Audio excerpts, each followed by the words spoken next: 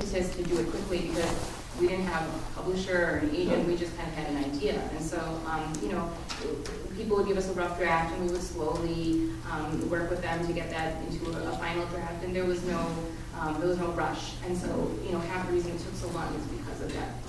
But with the we have a men's version coming out now in June, and with that, the publisher, we had a contract and we signed it, and then the publisher was like, I need this manuscript in November. And so that was a very different story because now, of course, there was a huge impetus to sign contracts. So that entire process, instead of taking 5 years, took 6 months to get from nothing to 45 published-worthy essays. So that's why it took so long. Sure. You were just kind of rolling with it.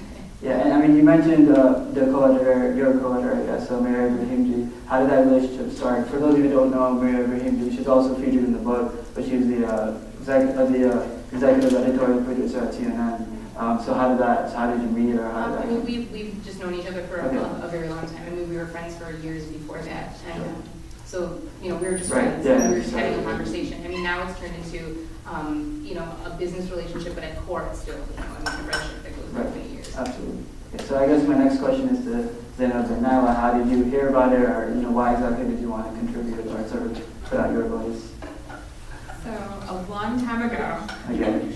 I think it might have been 5 years ago, 4 or 5 years ago, Maria had found me online somehow. I think I was in 2007. The Harvard Current, the local newspaper in Connecticut, did a story on me because of what I wanted to do, and that sort of came about randomly and led to an article, a profile by the State Department.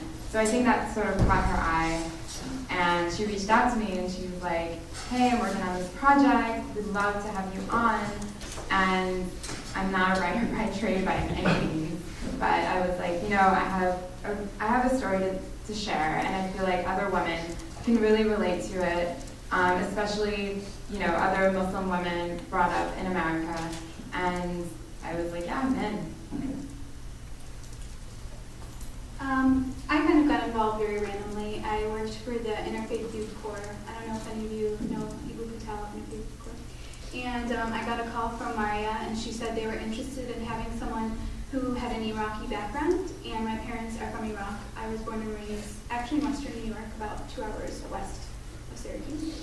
And she said, we're interested in having someone talk about Iraq and what they went through, and you do interfaith work, so that might be an interesting tie-in. And I thought this would be really nice to talk about my family and get their story out there. So. Great.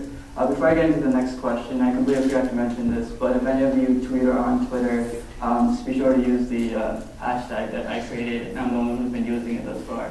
But it's ISFMSU. For those just tweeting me, that's what I remembered. If I wasn't up here, I'd be live tweeting.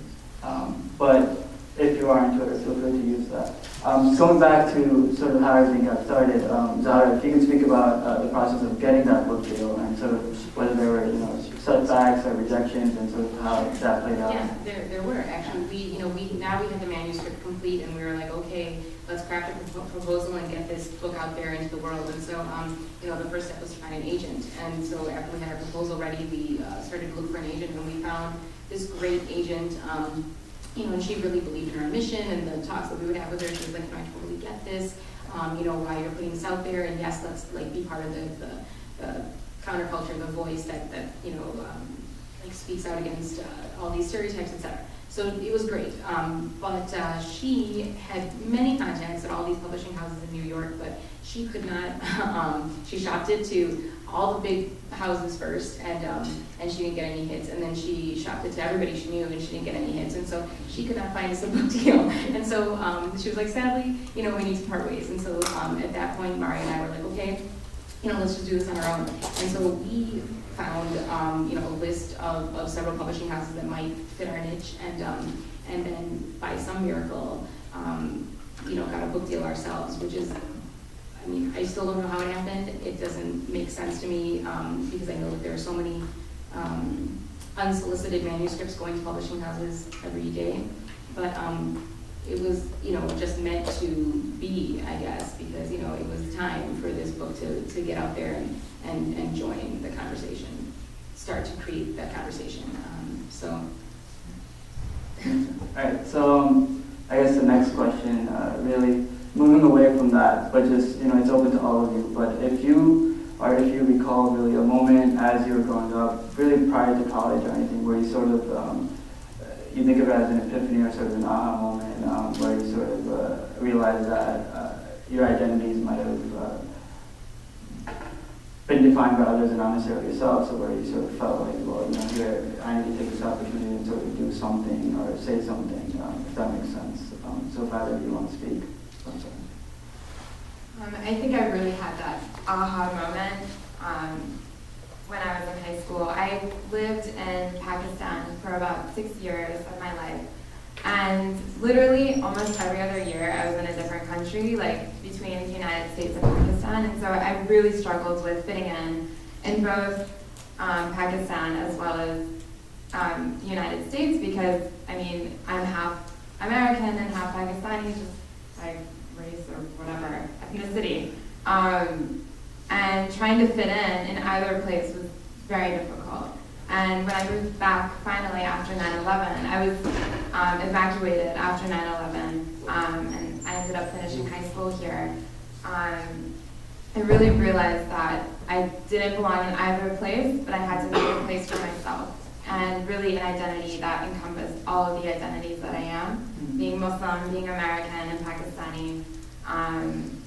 And I think when I was about 13 years old is when I had the aha moment of when I decided to go into fashion because of my faith and because I struggled with finding clothing that I felt comfortable and confident wearing and fashionable. And from there, I built and built and built, and until today, where now I can say I'm very comfortable in my skin and who I am and what I represent as a Muslim woman.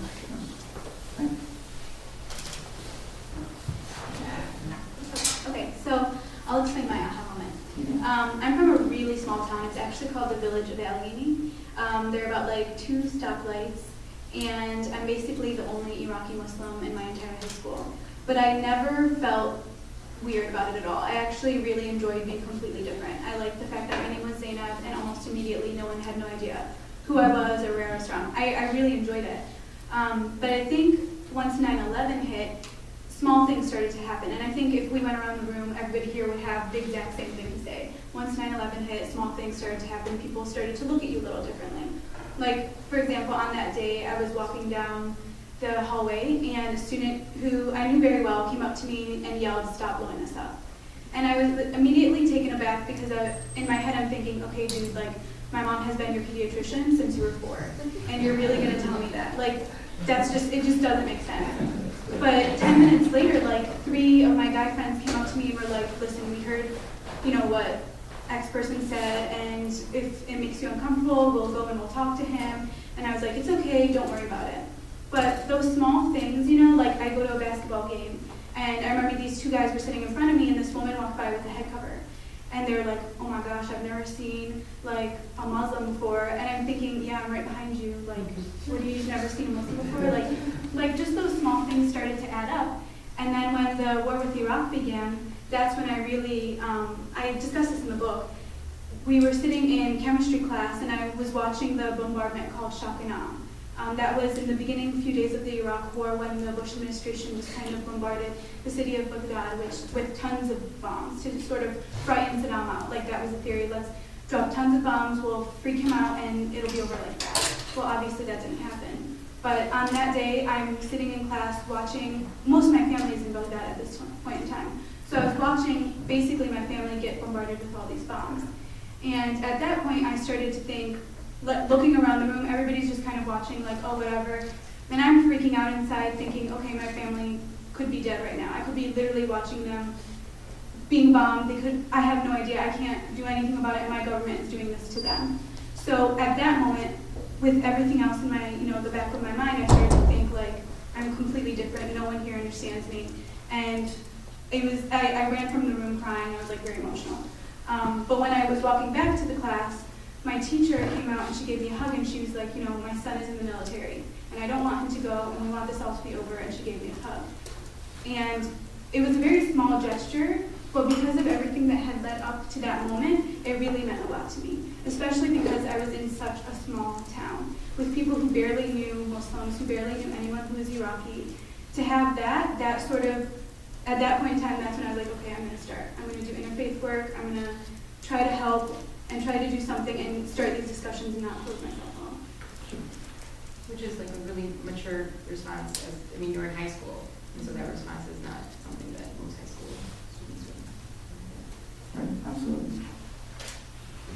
So, I guess going back to Nyla, you mentioned how fashion is sort of your passion, and in the book itself, you sort of obviously how you want to change the world through fashion, and how that was one of your epiphanies when you really realized that. So, can you speak to that experience and how sort of what happened afterwards? So, what steps you took, and sort of whether you had. Yeah, of course, and sort of the troubles or the challenges, sort of whether it was convincing your parents or just anything, or sort of the feedback or comments that you received from friends or other family members, and just that whole ordeal. If you could just reflect on that. So post-epiphany, 10 plus years ago. I think once I decided, I'm the type of person that once I set my mind, that's it. There's no going back, no changing my mind, and I was gonna convince the world, basically, that what I'm doing is different and special. And so I had to tell my parents somehow, okay, this is what I want to do, this is going to be my career. And for most South Asian families, going into the arts is not the best thing.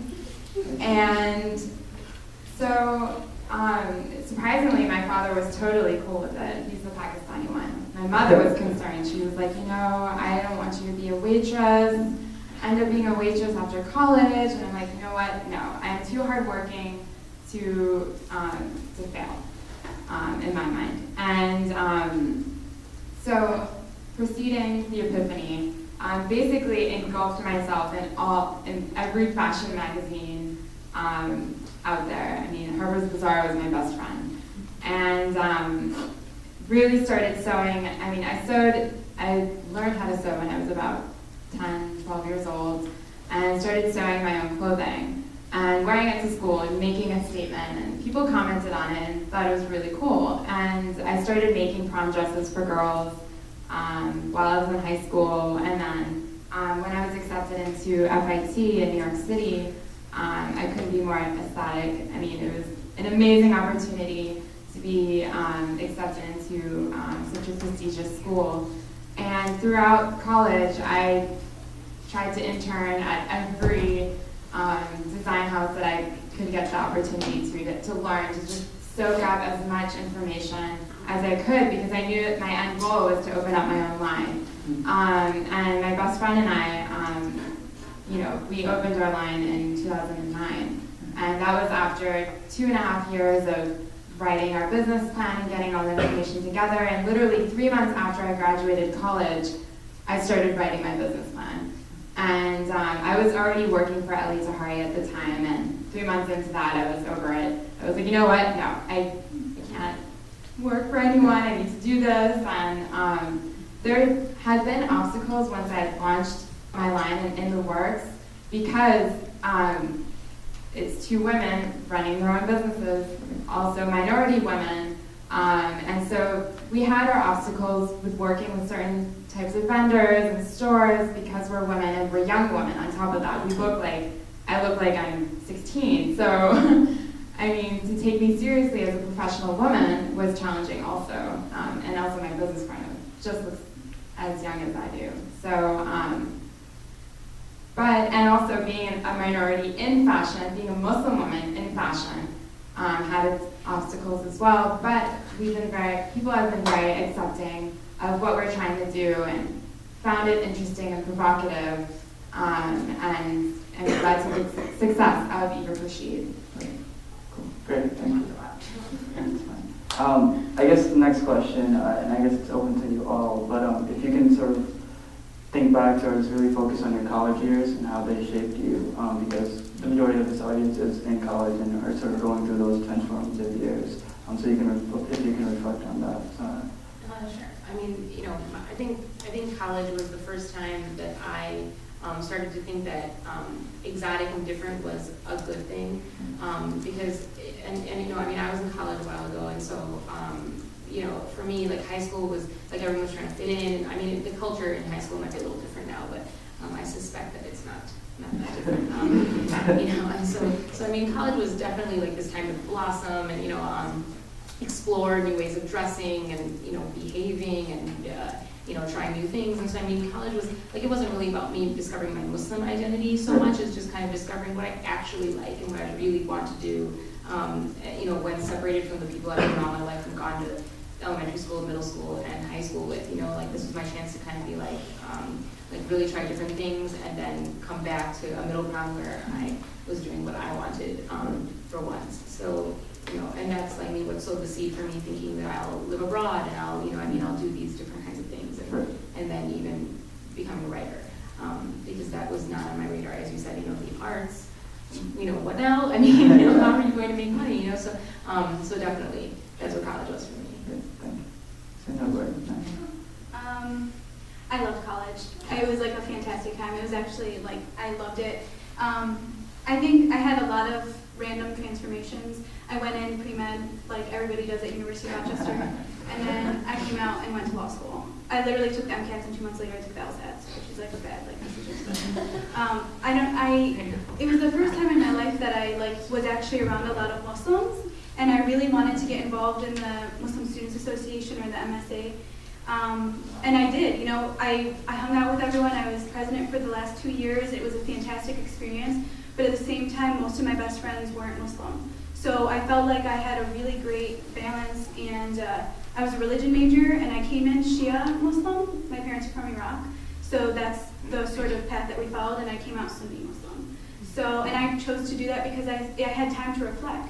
And I think that that's like the best thing you can do as you guys sit here in college is reflect on who you are and what you want to do and what you want to be, and I don't know, it's a good time. Those of you who are graduating next month, it's all over. My college experience was very different. I did apply here. I did get in, but I didn't end up going here. Sorry, guys. But I had a very different college experience. I was in New York City, so it didn't really feel like college, but being in a big city and being surrounded by so many different types of people, I was exposed to so much. And for myself, being a Muslim woman, I think my transformative years were definitely in college in terms of exploring what my self-expression of fashion was, because that's sort of, how I define myself, and really figuring out, okay, what does it mean to be a Muslim woman on the outside as well as the inside? But people perceive you, first impressions are always by what you wear. I always struggled with, what was being by the book and what sort of was more than that, and for myself, I'm definitely a very spiritual person, and being Muslim is something at the core of my heart. And how can I express that externally in a way that I feel good about myself and, being proud of who I am. And, like for myself, I chose not to wear hijab, but I have other ways of showing, my faith as well as, representing the Muslims in fashion. But yeah, it was a really good experience to explore what I felt comfortable wearing, because I feel for most people here, when you're comfortable in your clothes, you exude confidence, and that's something that, you can't deny. Like, everyone wants to feel that self-confidence, and being proud of who you are is, part of that confidence too. Right. Great. If I could just stick with you, you mentioned sort of how you feel as if it's not important to go by the book, and you wrote that in the book. And then you went on to say how you sort of started forming your own interpretation. So right. How was that, and how did you sort of handle that? Yeah, sure. So, I definitely, even after college, I still was trying to figure out, and throughout the course of the beginning of my business, what it means to be modest, because, modest to most non-Muslims has a bad connotation, and I realized that after I started my business, which was really interesting to me, and what it means to be a modest Muslim woman. And for me, it might not be the same as another Muslim woman, as these two women here, or as any of the women here. For myself, being raised in more of a conservative Muslim household, yet being in a progressive mindset as well. I mean, both my parents are very progressive in terms of the way they think and believe in Islam and follow their religion and all of that. It gave me a really different perspective and to really learn to explore and figure out what it means to you. And for me, I'm not comfortable wearing a mini skirt because that's just not what I feel comfortable in. I won't feel confident in, so I don't do it because I was raised that way. But another woman would, and that there's nothing wrong with that. It's just a different interpretation, So for me, going by the book, there's nothing wrong with that, and it's a great thing. But I feel like at a young age, everyone needs to explore what Islam and what religion in general means to them. Zainab, if we can get back to you, because you said something that was really interesting that I wasn't aware of, that wasn't in the book. But you mentioned how you came into college as a Shia Muslim and a Sunni. So how did that happen? Sort of what influenced you, and sort of how did your parents sort of react to that, or sort of you talked about? Okay, so all right. So my parents are Shia Muslim, but they're very. When I was growing up, it was very much so cultural. We didn't really follow any of the Shia holidays or really do anything at all that had any significance in Shia Islam. We were surrounded by Sunni Muslims, so they basically followed what the Sunni Muslims in the masjid did. And I didn't really know the difference. I didn't really even know a difference existed until I went to Iran in 11th grade, and I learned about Shia Islam straight from Iran, which is predominantly Shia. And then when I came to college, I started taking classes on Islam, started thinking about it, started learning about Shiism via the text. And for my personal decision, the reason why I decided not to do it was because of the view of imams. I prefer to think that all Muslims are sort of on the exact same level and that no one is divinely ordained or has been picked by God to be a leader. That's just my personal opinion. I'm completely fine with other people's. Completely speak for myself. But of course, my brother became Sunni, my sister became Sunni, and my parents had a huge issue with it, and they still do, and we actually don't talk about it because it's uncomfortable for them. In some ways, I think they don't really understand, but at the same time, in Iraq, people marry Sunnis all the time. My brother and sister are married to Sunnis. It's not that big of a deal. I think in some way they feel like they lost that control over our religion, and that upset them, but at the same time, they're accepting of it. So you mentioned marriage. I do want to get into that, but just not yet. If you go back to Zahra, in your sort of essay or your story, you talked a lot about how you weren't necessarily always in the present and how you're sort of reflecting on the past or sort of thinking of the future. And so can you just talk about that and how you think that affected your life at that point or even now? Sure. I think that, and this is, I wrote this essay, now four years ago, but the essay deals with the fact that I always felt like I was sort of looking back at the experiences that I had just come out of, or looking forward to experiences that I knew were coming. And by experiences, I mean life stages, more than sort of living in the present.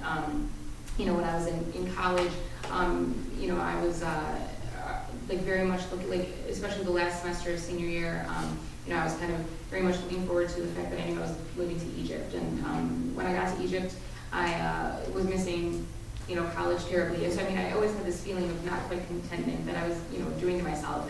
And so the essay deals with what the catalyst was to sort of stop being sentimental or looking forward and sort of living in the present. And that was when my son was born.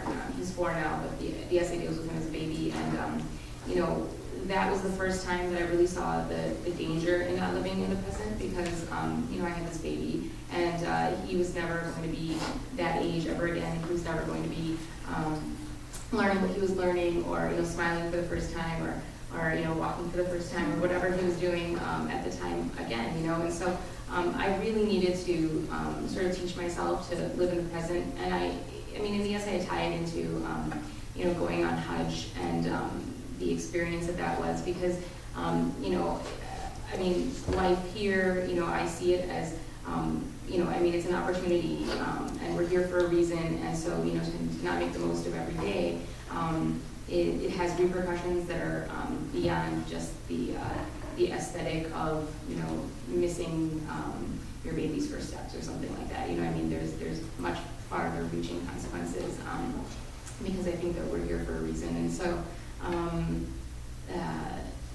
I think that was sort of my life lesson when I had a kid, and you know, started to slow down and just take every day for what it is. Sure. You mentioned going on Hajj. Can you talk a little bit more about that? And sort of in your essay, you write about how sort of the transformation and sort of, yeah. I mean, it was a very powerful experience. I actually, you know, we landed in Makkah, and our first day seeing the Kaaba, you know, which is, like, for those of you who don't know, is you know, a structure that Muslims pray in the direction of, and, you know, I mean, wherever you are in the world, you're always praying in one direction because, you know, I mean, it's very far away, and so you're always facing one way, and then you actually get there and people are praying in a circle, and it's like this totally mind-blowing experience. And the first day that I saw it, this place that I've been praying to all my life, it was Christmas Day. And, you know, Christmas Day in Chicago, you know, means something totally different than what it meant in Makkah. And I mean, Christmas was just, it was like snow and, you know, like Christmas culture, like all of that was so far from the experience of seeing Kaaba that it was like this, I mean, I couldn't even process the experience, you know, but definitely it was a life-changing experience because it took me completely out of everyday life and, you know, readjusted all of my priorities for that month that we were there. You know, the things you're doing, like, I mean, it has nothing to do with the decisions you make here on a daily basis. It's like, you know, the things you do here and pay attention to and the people you talk to. I mean, it's just all, like, pushed to the side and you're living this totally different, very ascetic lifestyle. You know, it's very, like, devoid of all embellishment, and you just you're there for a mission, and, you know, you really feel spiritual for the first time. You, like, just, I mean, at least for me, you know, I mean, I really define myself as spiritual, and I mean, in daily life, I think I have an element of spirituality, but I mean, I don't know if, like, I feel spiritual as I move through life, and there, it was like a whole month of just feeling that way. And, you know, just being like, oh, you know, like, it's almost time to pray, and, like, waiting for it instead of, like, it coming up upon you and then praying. I mean, I don't know, it's just so, you know, I mean, I did a lot of writing about it in the moment, but it's hard to articulate because, you know, I'm back now in reality, so. Right. Sure, thank you. I guess I'll stick with you, Zahra. You mentioned a little bit about, you know, going to Egypt, but can you talk about that and just your other travels abroad and how those sort of shaped you? Sure. After college, I decided to move to Egypt, and I lived there for a year and a half, and I was teaching at an international school there. And, you know, if any of you are thinking about moving abroad, teach at an international school. It's a great way to move abroad because they pay you to do it, you know, and then you have lots of money to travel. So, anyway, that's what I did, and it was awesome. You know, it was also the first time that I had moved to another country on my own, especially a country that I didn't speak the language. And so, you know, it was a growing experience like no other, because I went into it thinking I'd be fine, but I left it knowing that firmly I could do anything if I could do that, you know, because I not only survived living a year and a half in a foreign country where I didn't know anything or anybody, but I flourished. So it was a great experience. I really made a home for myself there and met people, and you know, I loved it. I mean, Egypt is like, you know, just, I mean, it has a special place in my heart. And then after I got married, we decided to move to Thailand, Bangkok, just for fun, you know, I mean, because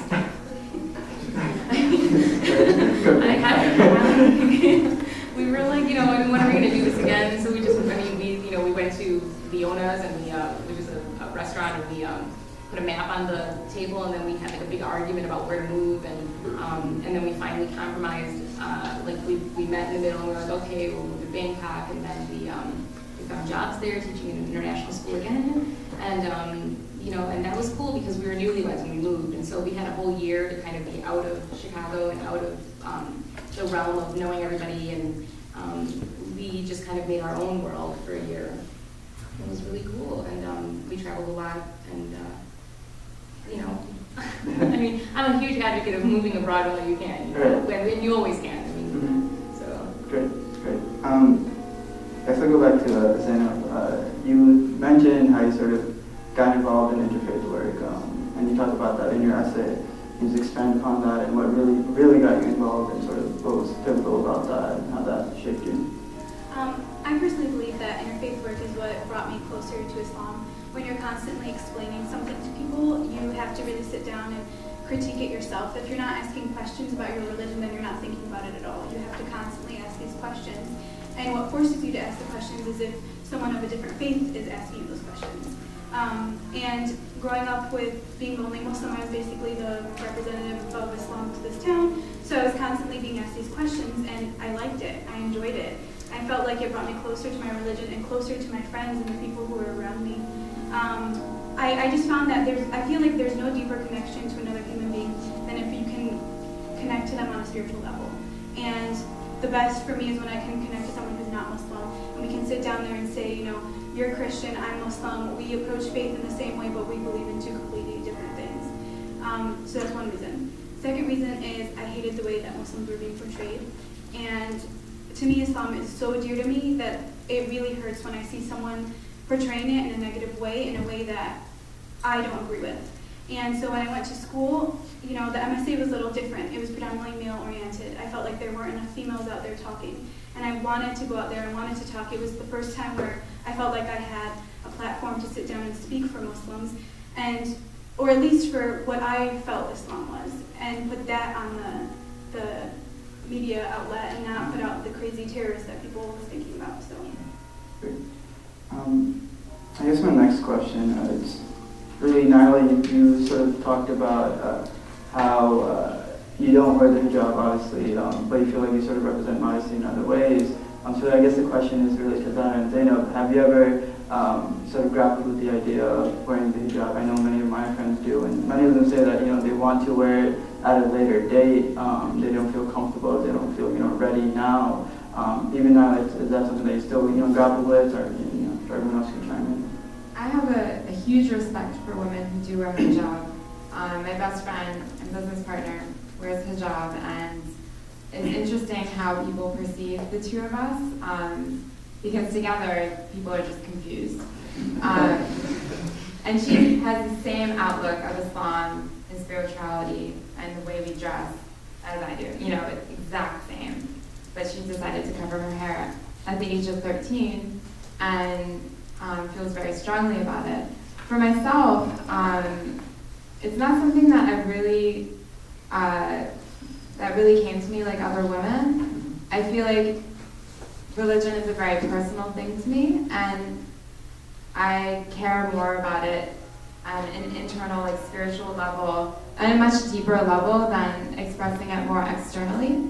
And so for me, hijab never came naturally to me, but the way I portrayed myself to other people in terms of the way I dress is I consider as being, you know, any other Muslim woman, like dressing modestly.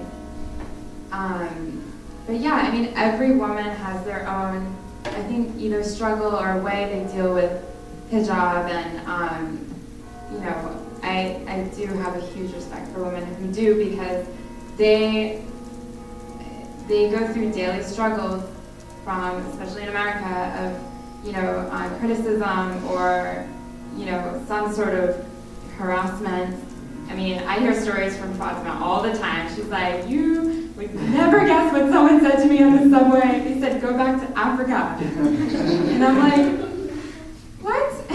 Or go back to where you came from. And it was in West Virginia where she was born. And she's like, I came back. I'm here. So I mean, like, it's just, you know, for me, like, I just, you know, I really look up to the women, strong women who do that on a day-to-day basis. And, you know, maybe one day I'll embrace it, and it's, you know, we'll see. I mean, whatever's meant to be. You know, I personally, I'm like a flip-flopper. I mean, I don't wear it, but I definitely wear it I wear it to the mosque because that's the appropriate thing to do. But just in regular daily life, I wear it sometimes. You know, but I think it's the right thing to do personally. I just I'm not sure if I want to wear it all the time. I mean, I clearly don't want to wear it all the time because I don't. But you know, I have put myself in positions where I wear it in situations where I'm dealing with people who I don't know. And, you know, because, I mean, if you know me, then what I'm wearing doesn't matter so much, you know. But if I put it on in situations where there's a lot of strangers, like with the Eve reception, I mean, the reason I wore it there is because there were like 100 people in this room, and I didn't know any of them. And I just wanted to put myself through the experience of meeting people for the first time in hijab, like, I mean, in my community's version of it. And so, and it's head to toe, and it's very colorful, and I mean, it's very distinctive looking. And you know, I just wanted to meet people for the first time and have them see me that way. That was the first impression. And then, you know, in a way, overcome that and make them see me anyway, you know. And so, and when we did the book tour, you know, we had like an interview on a TV station, and so I wore it that day because, you know, I was just like, I mean, it's a challenge to get there, and it's really easy to just wear it when everyone else is wearing it, you know, but I mean, I wanted to, so I am a little bit of a flip-flopper, but mostly I'm just kind of figuring it out, and I mean, I really don't know where I stand and what I'll do in the future. Before we actually get to Zainab, so those times that you did actually wear it, did you notice or realize that people were treating you differently, or it was sort of a different type of interaction? Sometimes, I mean, you know, I wear it, you know, I mean, like, there's lots of different weird situations where I'm just like, I just feel like wearing it, and so I do, and, you know, there's been lots of different reactions, like, sometimes people stare, and sometimes no one even notices, so I definitely haven't had, like, all negative experiences, not at all. I mean, sometimes people just don't care, yeah. So, you know. Yeah, this is definitely something I struggle with. My mom never wore a hijab or head cover until she turned 60, and so she made it a personal decision to put the head cover on. And she's a physician, and she has her own practice, so it was kind of an adjustment for her because her patients were just kind of like, are you sick? Like, why is your head covered? Like, they didn't know what was going on, you know? And I have so much respect for her to do something like that, and suddenly now you wear a head cover, and now your patients are looking at you, and even some of her nurses were like talking behind her back, like, oh, did you see Dr. Alwan? Like, what is she doing? And when I think about it, for me, it's a huge decision. I don't want to do it and then take it off a week later. I want to do it. I want to think about why I'm doing it, and I haven't spent enough time to really consider that. Okay. Sorry, I'm looking through my notes, and you guys are really touching on all the questions I already had in your responses.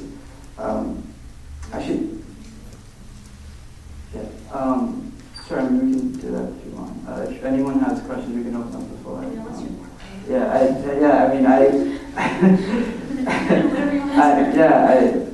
But if at any point anyone wants to comment and really can't wait to sort of say something, feel free to raise your hand.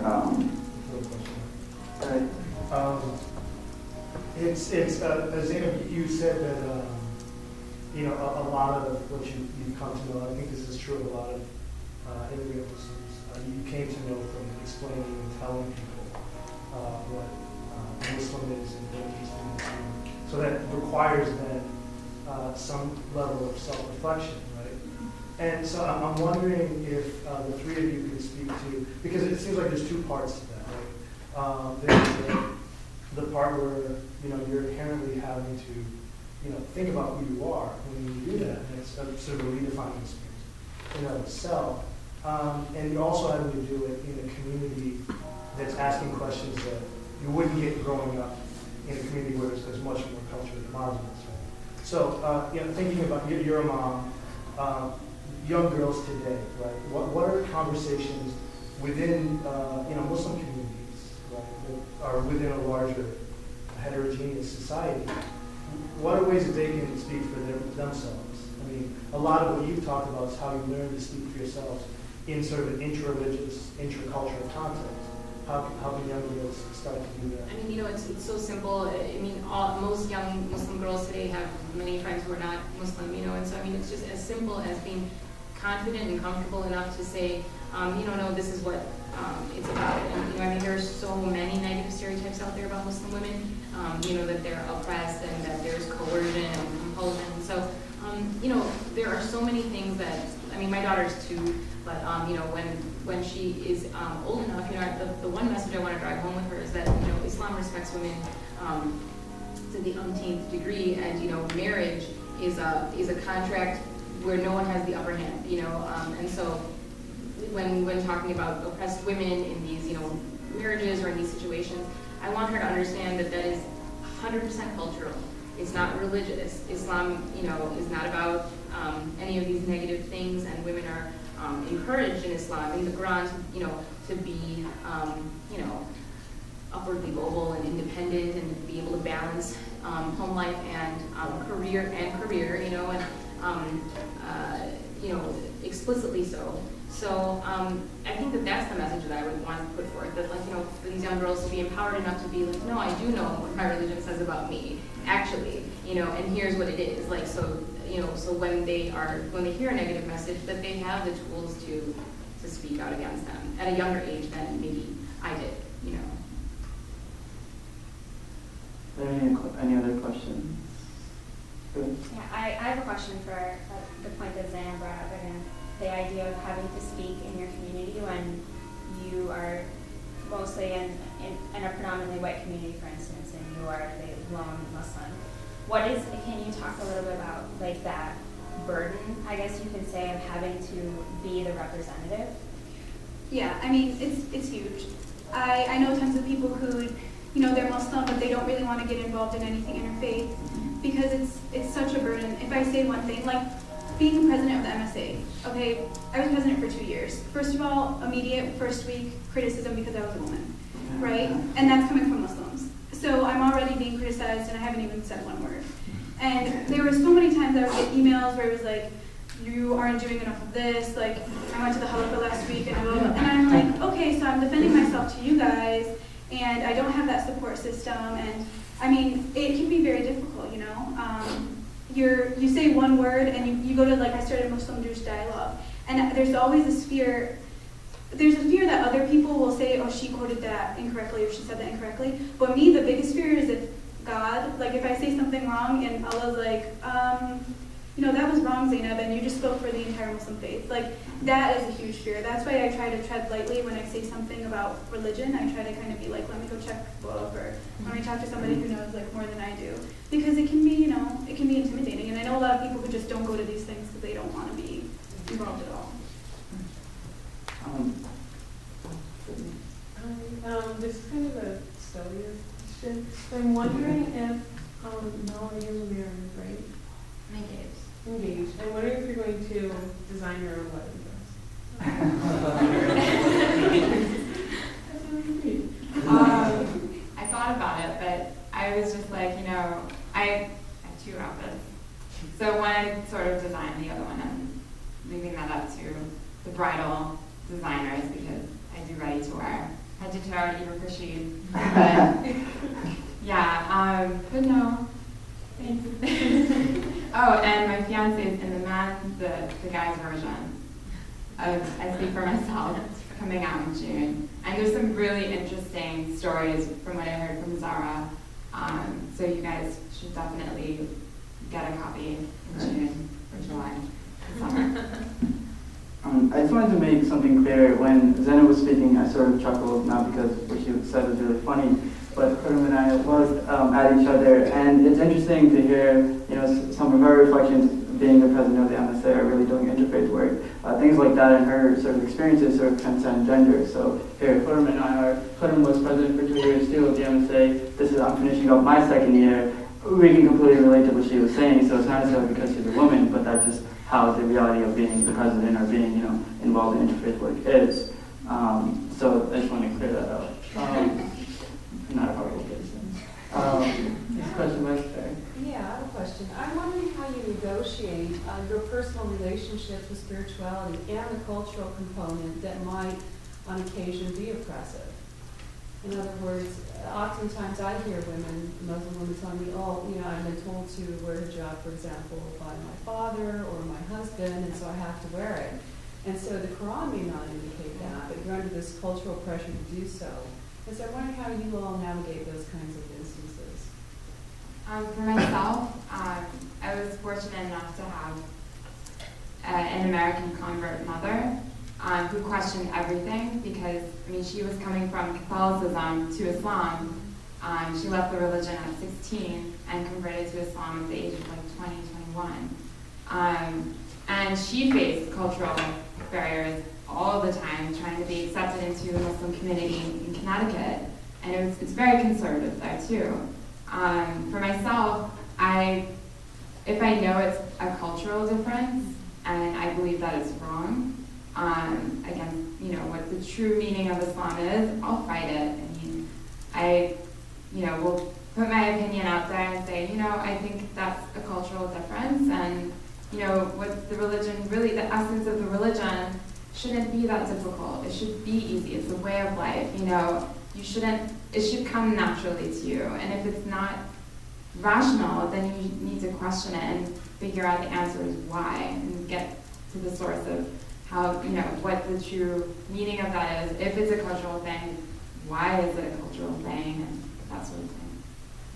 Yeah, you know, I mean, I really agree with what Nyla said, but that's because, you know, I'm born and raised in America, and so I am, you know, raised to question and raised to challenge authority a little bit, and, you know, I mean, these are, and you know, authority beginning with my parents, you know, and so, I mean, I have always felt comfortable kind of, you know, butting heads with them a little bit, but it's also because, I mean, my influences are, you know, American culture, and so that's what I know. I do talk to a lot of people who, I mean, like last week I did a Skype seminar, like about the book to a room full of Indian women ages 18 to 22, and so, you know, they were like not quite coming from the same place, you know, challenging authority is not something that they do on a daily basis, you know, so definitely, you know, it's much more homogeneous in terms of the choices that they make, like religious choices. You know, they all kind of do it because they all do it, and they're all a little bit conservative, you know, like religiously speaking. Like, I mean, they all, you know, like wear our traditional like covering and you know, and stuff like that. And when you talk to them about, you know, do you ever push this or do you ever think about this, you know.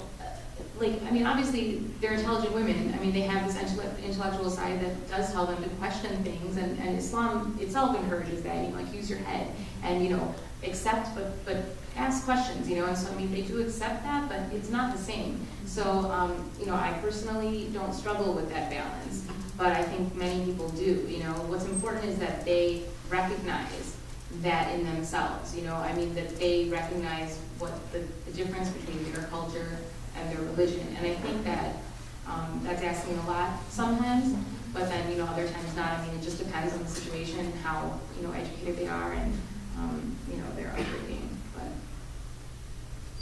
I find that I'm challenged with this most when I'm talking to people who aren't Muslim, who sort of see someone, like, for example, in law school I was sitting with a friend, and this foreign student walked by and she was wearing a head cover, and he was like, "Doesn't that make you so sad?" And I was like, "What are you talking about?" And he said, "You know, she's wearing a head cover, she's forced to wear that head cover."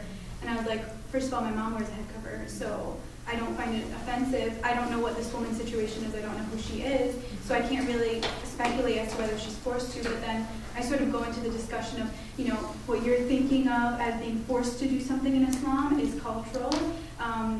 You're thinking that's cultural, and someone forces you into doing something that you don't want to do. Islam doesn't force people to do things. And I find that that's the biggest time when I'm forced to sit down and like acknowledge that. This is another question, so whoever wants to answer it can. What's your opinion on a lot of young girls especially who choose to use the hijab as a symbol of cultural dissent? I know that's like against the dominant culture. I know that's fairly common in a lot of European societies that don't necessarily embrace multiculturalism as much as the United States does. So what's your opinion on that? Like, do you feel like that's a legitimate reason to wear it? I mean, you know, I don't have a problem with it per se. I don't think that those are the reasons that, you know, that Islam condones or advocates necessarily, but at the same time, you know, I mean, if you want to use something as a political tool, you know, I mean, I just don't think I have the energy to care so much about, you know, everybody like doing things in a way that I wouldn't do it, you know. So I mean, so I don't like agree that hijab is a political tool. And when people say that most people wear it as that, I mean, that raises a red flag in my head, certainly, because, you know, I want it to be clear to everyone I speak to that it's not a political tool. I mean, it's not meant to be. Most people who adopt the hijab are not wearing it for that reason. But if someone is doing that, you know, I mean, you could use anything as a political tool. So, I mean, my take on it is kind of like, okay, you know, that's not Islamic, but, you know, I mean, you have an opinion and you're kind of putting it out there in a way that you think will make a ripple, you know, so.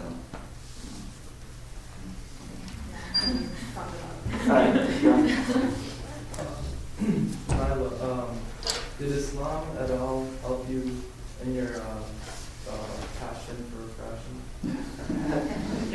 Passion for fashion. Yeah, it actually kind of inspired me.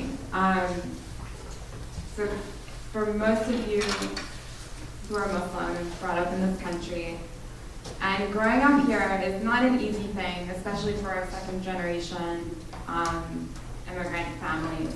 And, you know, having to all of a sudden, you know, growing up, like at a young age, dress modestly and not being allowed to wear shorts when I was little, it's sad, but anyways. But growing up and realizing that I was different and my beliefs were different than my friends, you know, and the way I was raised was a little bit different, even though, you know, I'm just as American as anyone else. Yeah, I mean, Islam definitely influenced and inspired me, and as well as, you know, with the start of my business, and has pushed me along, you know. But my interpretation of it has changed throughout the years, and I think it's definitely for the best because it's given me an open mind and, you know, a chance to explore, like, you know, what it means to me. Yeah. Did I answer your question? Yeah. As someone who also grew up Muslim in a small Central New York town, I was wondering, I mean, I've had my fair share of experiences dealing with ignorance. I mean, my brother and I see death threats or whatever. So I was wondering what was some of your more bizarre experiences when dealing with ignorance, and how did you deal with it? Because we didn't really know what to do. We didn't tell anybody, you know, what was going on. So I was just wondering how you dealt with that. And also I have another question for all of you. What is your opinion about, you know, a few years back there was that Danish cartoon that depicted Muhammad Ali. I was wondering what you guys felt. Prophet Muhammad, yeah, that's correct. I was wondering what your opinion was about that incident. Okay, death threats, that's really scary. I've actually never received a death threat. One time in study hall, my friend was sitting in front of me and he turned around and he was like, "I'm racist, but you're okay." And I was like, but then I was like, "Thank you." And now I could sit down and be like, "Listen, I'm not the exception to the rule." Like I could go on like a huge, like long novel about how racist is. But back then I had no idea what to say, you know. I was sitting in history class and my teacher said, "This is to do with the Iraq War." She's like, "Okay, what are your solutions to the Iraq War?" Like, 11th grade class is gonna come up with that, but she like threw it out there, and one kid raised his hand and he's like, "Let's just blow them all up." And again, I was just like, because for me in high school, I couldn't speak at all. Like it took me to go through law school to be able to come up with arguments like that. And still, sometimes I'm like, "Wait, what?" So I was completely white. I had no idea what to say, and my teacher was like, "Zainab, if you don't want to hit him, I will." So like she kind of helped me there, but. For, you know, if someone comes up to you and says those sorts of things, I think the best approach, an approach I didn't take, is to sit down and be like, "Listen, I hear your point. Thank you for saying it. If you'd like to discuss this issue, you know, meet me in 3 hours, then go home and like think about it and then come back and like talk to them." Or if you're really good with words and you can think about it, you know, sit down and say, "Listen, you know, I'm not the exception to the rule. Islam is a peaceful religion," and sort of talk them through it. But don't feel uncomfortable being like, "Listen, what you're saying is offensive, and I'd like to talk about you with it, and maybe we can get together, a group of people, and sit down and see where we fall with the issue." My question is for all three of you to answer. What would your advice be for a young Muslim woman that wanted to explore going to school at Islamic University in Lake Zaytuna, not to be any ma'am, obviously, but to be somebody that wanted to teach, like at a Harvard seminar, like someone like Ingrid Madison, for example. I mean, what would your, well, okay. My sister actually went to Zaytuna for an intensive Arabic study course last summer. And so she came back from Zaytuna so invigorated. She absolutely loved the experience being there and the people that she met there. So Zaytuna actually would be a great place to check out because of the diversity of the Muslims there and the scholars that are there. And she had an amazing experience. I mean, of course, you know, there's other like obstacles that you'll face, but she thought it was an amazing place. And she's a little bit of a hippie at heart, but she's super spiritual, and she was looking to fill that spiritual void that she faced when she was at college, and she got that. My question is for Nyla and Zainab. To what extent do you think your lives are made easier by having names that are easy to pronounce? That's a joke. My real question is... I'm just sorry about another hijab question, but you all seem like intelligent and trusted people. Don't you think that it would be great? Don't you think you're making it easier for, or you would make it easier for the people who come later if you were wearing hijab, because you guys are sort of putting yourselves out there as Muslims? Like, that's my question.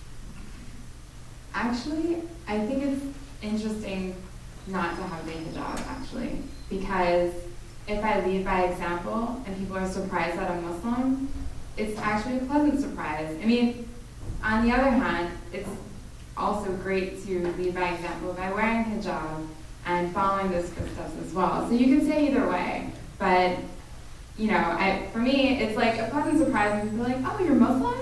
Oh, that's awesome, you know? Or like, I mean, for me, I always get excited when I'm on the New York City subway and I see other Muslim hijabis on the train. I'm like, oh, yeah, there's more of my people here. But, you know, I mean, I think it really depends. Like, I think it's nice to not have it in a way, just because when people are so surprised by your kindness or intelligence or your knowledge, you know, it kind of expands their mind to, okay, well, they're not just the stereotype Muslim, you know? The way I dress might not be Muslim or like to everyone, but I just think it's nice. Sorry. Well, you know, I mean, I think that there's no shortage of articulate, intelligent Muslim women who wear hijab in the U.S. or in the West or wherever. I mean, there are plenty of people out there who are paving the way for the next generation of women who choose to wear hijab. I don't think that paving the way, for me, is a reason to wear hijab. You know, I mean, when I wear it full time, inshallah, it won't be to make it easier for the people who come after me. That will just be a really cool side effect, you know, so. I completely agree. My voice is what I use to make it easier for the people behind me. So I go out and I talk about Islam, and I go to these events and I do interfaith work, and I have conversations with random people that I meet about Islam. That's what I try to do to make it easier for women. If I want to put the head cover on, that's going to be completely Zainab decision. And I mean, inshallah, I'd love to at some point in my life, but I'm not ready for it. And I think if I put it on and I didn't and I wasn't ready for it, it could have the worst effect, you know, so, yeah. This question is for Zainab. I was wondering if you ever had any problems in elementary school about your religion, about how being Muslim. Did you ever have any criticisms? I actually didn't. I didn't have any problems. Even when I would sleep over at friends' houses and I would just be like, I'm going to go pray, and they wouldn't question it. When I would fast, I would explain it to my friends and no one would question it. I even had people fast with me for the entire month. But I don't know. I definitely know that people have had problems. I know a friend who had itching powder dropped down his back once in the middle of the cafeteria. But thankfully, I never had any of those issues. I think also in a post 9/11 world, it's very different the experiences that younger kids will have, because the town I grew up in Connecticut was predominantly Jewish, and most people didn't even know where Pakistan was or what it was. So, I mean, in elementary school you get that, of course, because it's elementary school, but I think in a post 9/11 world, it's very different. Like, people are aware of what Islam is in a very broad extent, and what Muslims are, who Muslims are, but I think post 9/11, it's completely different. I mean, even for myself, like fortunately, I never had a bad experience growing up in like predominantly white Jewish town. I was just a minority, and that was it, pretty much. Yeah, because like I had a friend, and when every Friday we would go to the masjid because I like had to skip school. So when I was in elementary school, we would have these parties on Fridays mostly, so I wasn't there. But I would have, because usually it would be during lunchtime, and I would have, my teacher would usually have these two friends would go with me to the class to get my stuff, and then we would to go to my parents. And my friend was curious, so she asked, why do you always leave every Friday? And I actually told her, and she said, well, I'm not going to be a friend anymore because my mom told me not to be friend anyone that's not Christian. So actually that kind of hurt me at first because she was like my friend, but then I kind of let go. I'm sad, I'm sorry. But I mean, that shouldn't happen to anyone because of race, religion, ethnicity, where you're from, like, you know, no exception. But I mean, and hopefully, you know, and she got that from her mother, you know, and I mean, hopefully the generation that's coming up now will never say something like that to their daughter, like, don't be friends with someone who isn't fill in the blank, you know, I mean, yeah, and I hope, like, I think we're all hoping that the generations coming up after us will be paving the way. I mean, I think our generation now is paving the way for younger generations' perspective of, you know, other people's religions and cultures and backgrounds, and really defining what American Muslim culture is, because it's so broad.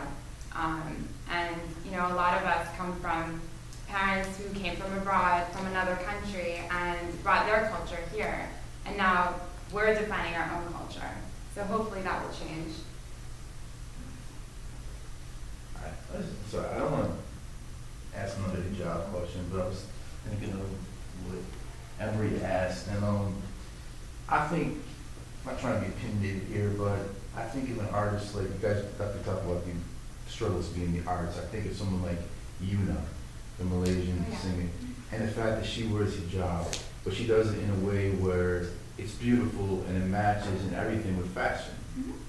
I love clothes myself, so I mean, to me, it's like, I think you can balance being Muslim and doing it by the book, and I'm sure your partner, I'd be curious the battles you guys have with that. It's funny because even with her wearing hijab, like she invents new ways to wear hijab in a really cool way that doesn't look very traditional. But her viewpoint of hijab is the exact same as mine. And it's interesting because it's very surprising. You wouldn't really think that right off the bat of meeting her.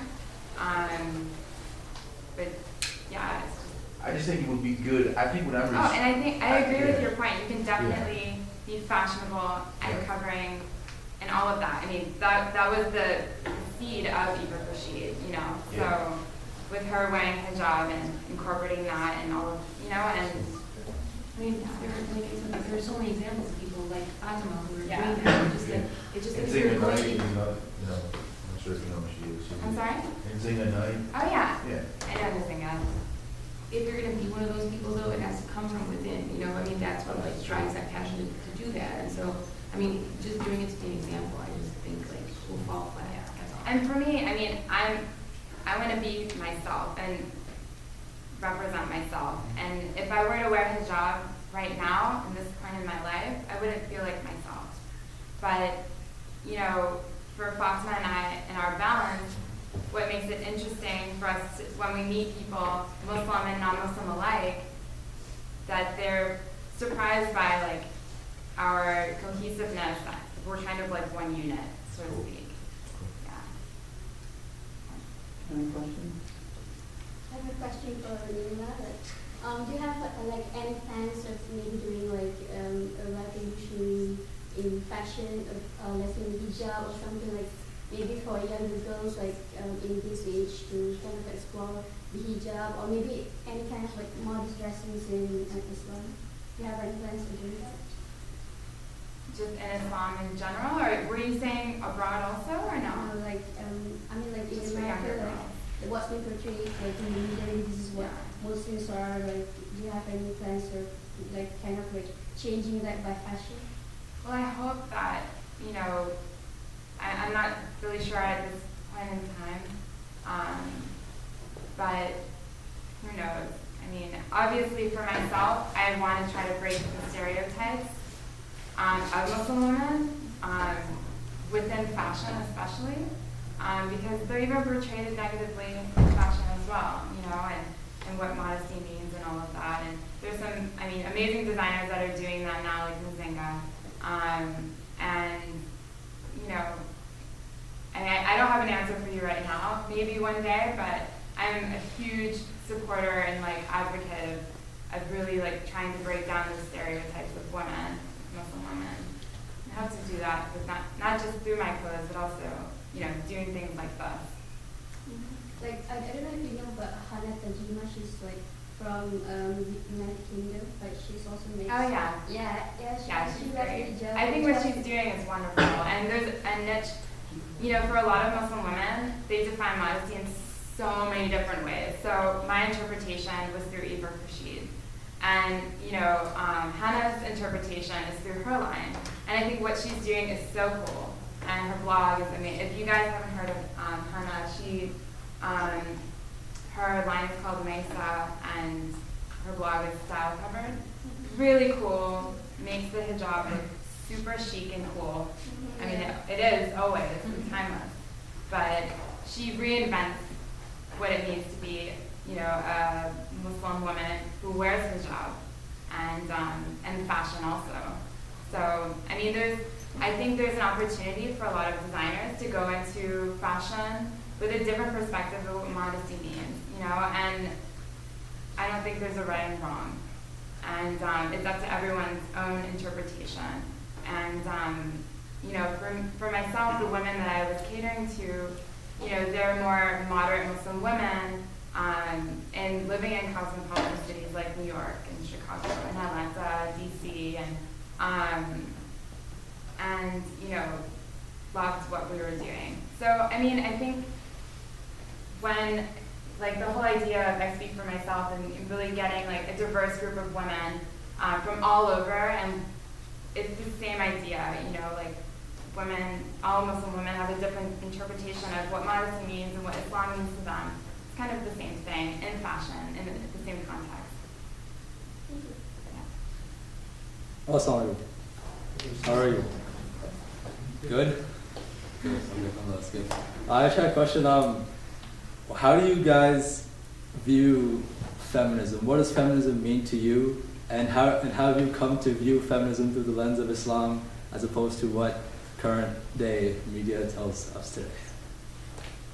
Definitely a feminist, Muslim feminist. But I mean, well, okay, so through the lens of Islam, sorry. Okay. Through the lens of Islam, I think I always think of Khadija. I think that she is an incredible figure in Islam. For people who don't know that, that is the Prophet Muhammad's first wife, Khadija. She was a businesswoman. She was 15 years older than the Prophet, and she proposed to him. And so when I think of, you know, someone who's strong, who's independent, who, you know, doesn't let other people knock her down, I think of Khadija. And I like to emulate her, and I like to try to be strong and independent, and, you know, have my career and move forward with that, and be a good symbol for other people, and try to emulate, you know, the people who I admire. I think feminism, like, I mean, if you're a rational person, then you're a feminist. Even if you're a guy, you can be a feminist. It simply means that you're not, you know, that you understand that women are intrinsically, you know, just as good, you know, and I mean, it doesn't take a genius to, you know, And I think Islam, as Zainab said, I mean, it's like it's a great religion to be a part of if you are a feminist. So Yeah, I think my family was very socially active. My brother was the executive director of CARE in Oklahoma, and my sister is a crazy feminist Muslim woman at the age of 22. And I think being in that sort of environment, feminism and Islam kind of went hand in hand. And with my company, both my partner and I are big Muslim feminists. We're not like overtly like crazy feminists, but we're very strong, independent women, and I mean, we believe that like in Islam it's just inherent, like with Khadija, and so yeah, I mean, it just makes sense to me.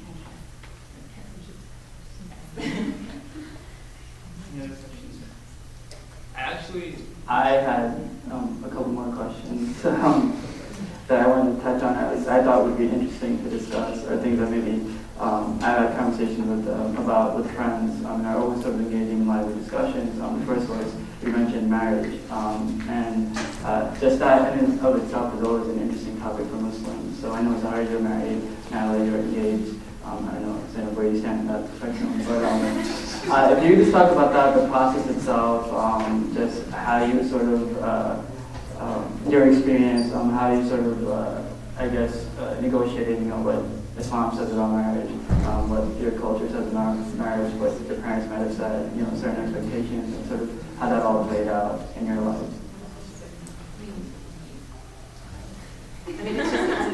It's just what I consider, a normal relationship where, the gender lines, like as far as like who does what and like what the duties are, like are, much more blurred than like,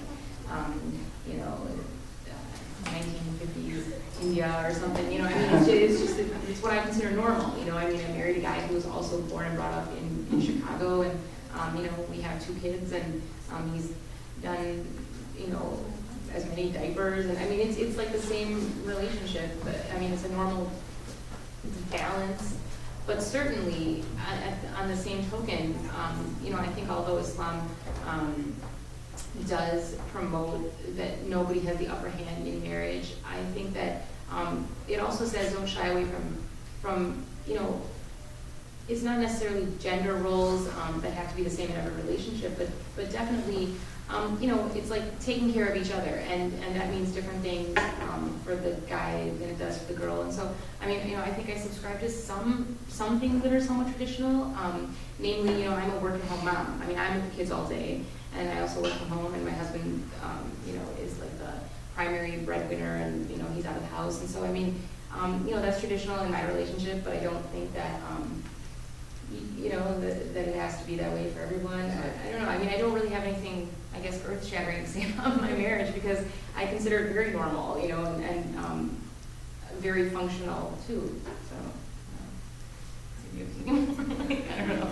I think going through the process of being engaged, marriage, and what it means to them, and that sort of thing, and what it means to me, it's interesting because a lot of Muslim, young people have different perspective of what marriage means.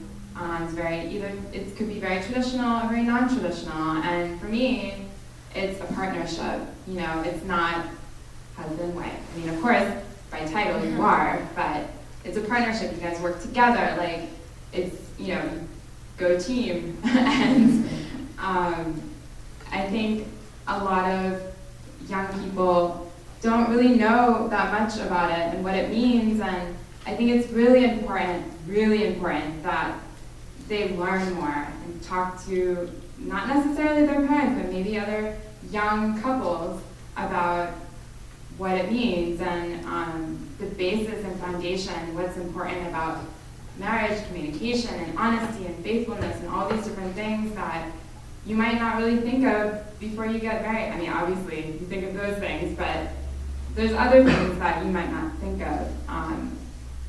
But I've heard a lot of friends' complaints about men or women being very traditional, and they want like men, for example, generalized statement. I'm not saying anyone has this perspective here, but you know, they want a wife to just cook at home and stay at home and take care of them, and that works for some people, and nothing's wrong with that.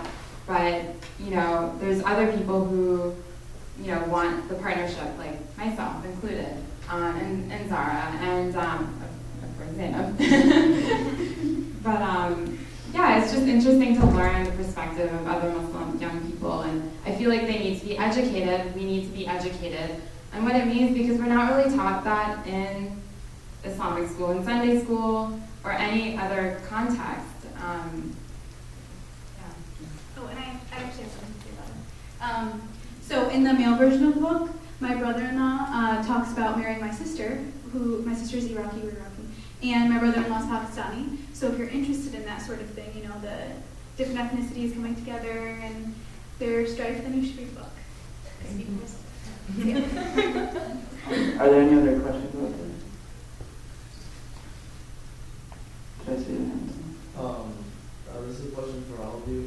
Has Islam ever limited you in your career? No. I do what I No. He's like, is there more? It's like you all talk a lot for everyone else's question a lot. But is it more like family based or? I guess. No, not Islam. I mean, culturally, I'm sure a lot of people might say that, you know, but Islam. Next question back there. Yeah, referring to following his question, first thing you apply to a job is your name. Has your name stopped you getting any jobs? Realizing that your name is Muslim or non-American, has it affect your? Has it made any discrimination for your job situation? Okay, that hasn't happened to me personally, but I did work for CARE Chicago, the Council on American Islamic Relations, and I worked for their Employment Discrimination Department, and we got many calls, and some of them they had no basis whatsoever. It was like a Muslim police firing a Muslim, and you're just kind of like, okay. But some of them, it actually was discrimination, and the person was being targeted because they were Muslim. But I haven't faced that. Yeah, I haven't faced that either. But I mean, I've heard, when people tell me their personal anecdotes about that, I hear it more from guys than I do from women for some reason. So I mean, I think it's like, oh, the poor oppressed Muslim women, but ooh, the dangerous Muslim man, you know? And so I mean, I haven't faced that either. Just generally in fashion, it's such an international community. There's so many different names, like different to me. I'm like, is that a name? Like, really? But no, like my brother, however, who was the executive director in CARE Oklahoma, he dealt with that on a day-to-day basis because Oklahoma is a very red state and a lot of ignorant people, unfortunately.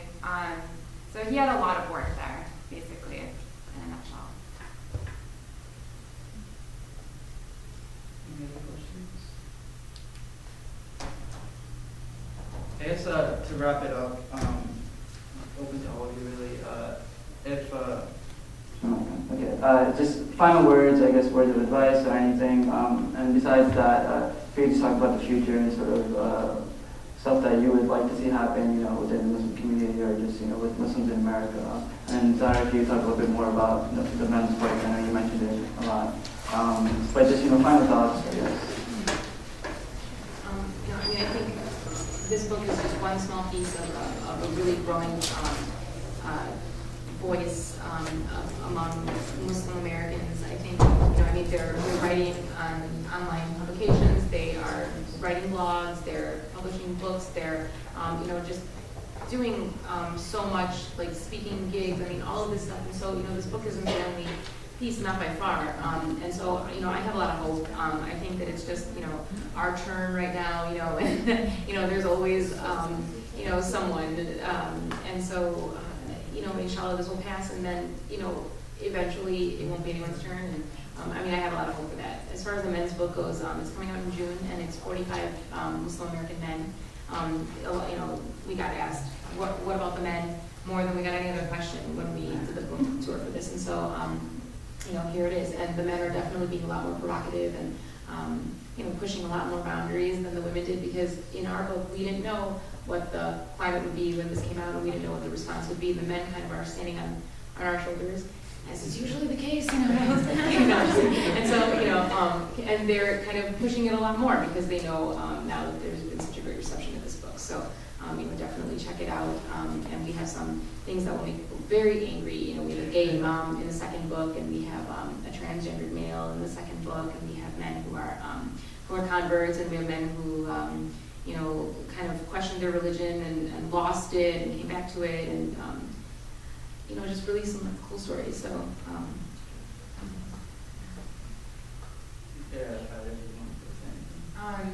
I guess just a final note.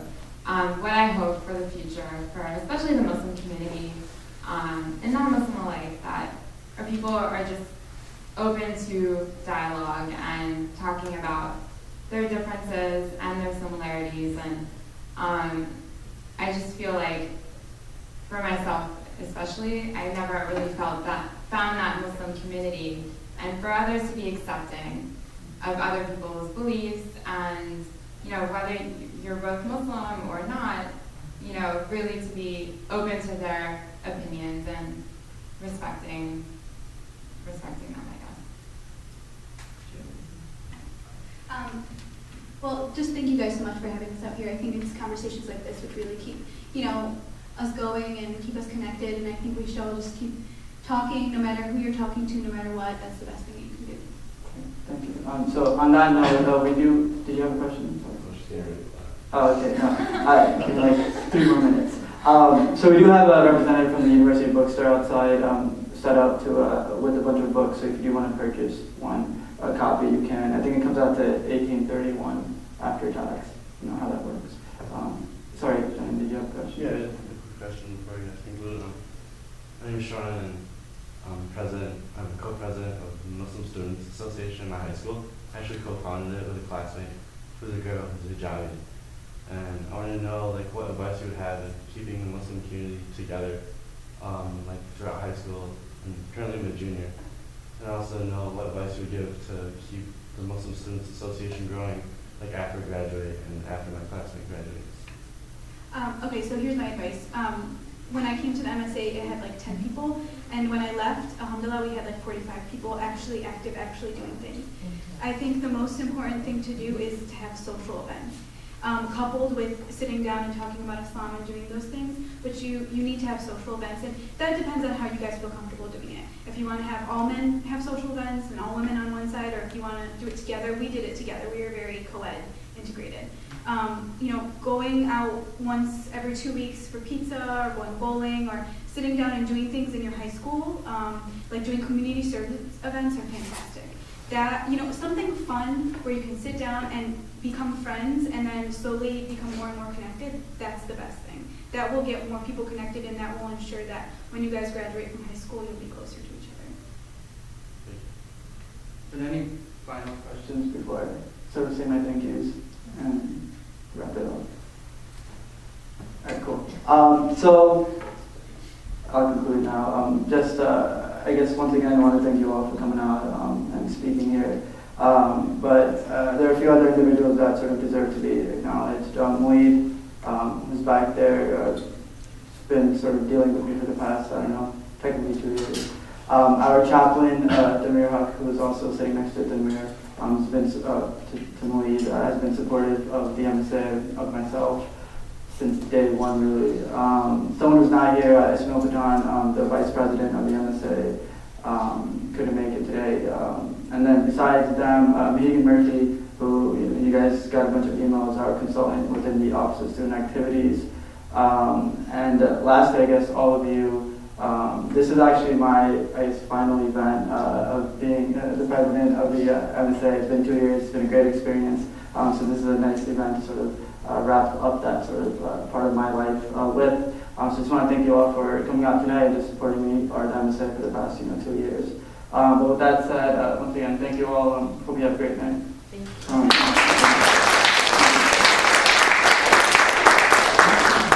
Buy the book. It's outside. That was fine. Bye.